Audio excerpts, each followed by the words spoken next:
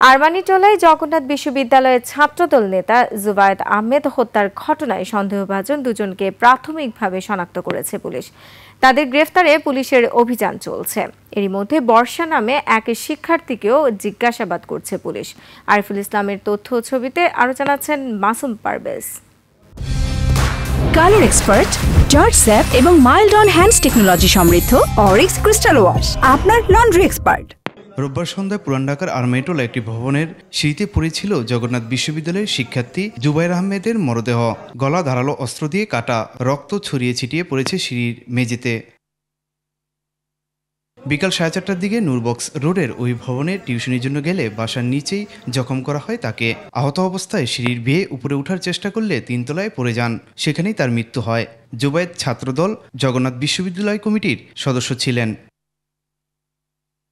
স্থানীয়রা পুলিশকে খবর দেয়, পরে পুলিশ এসে মরদেহ উদ্ধার করে। অবিলম্বে আসামিদেরকে গ্রেফতার করতে হবে এবং গ্রেফতারের মাধ্যমে বিচার সুনিশ্চিত করতে হবে।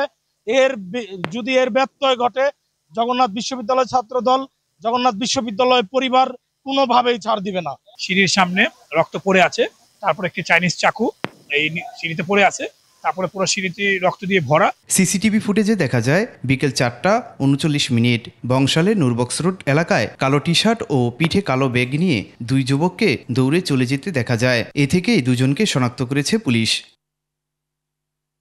এছাড়া জিজ্ঞাসাবাদের জন্য হেফাজতে নেওয়া হয়েছে বর্ষা নামে এক শিক্ষার্থীকে। ঘটনার সুষ্ঠু তদন্ত দাবি করেছে জগন্নাথ বিশ্ববিদ্যালয় শিক্ষক সমিতির সাধারণ সম্পাদক।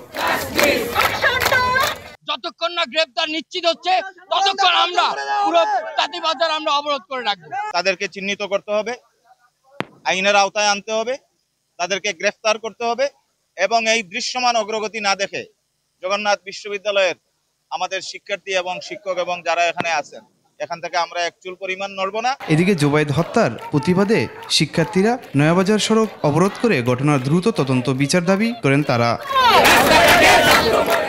মাসুম পারভেজ, 21 টেলিভিশন।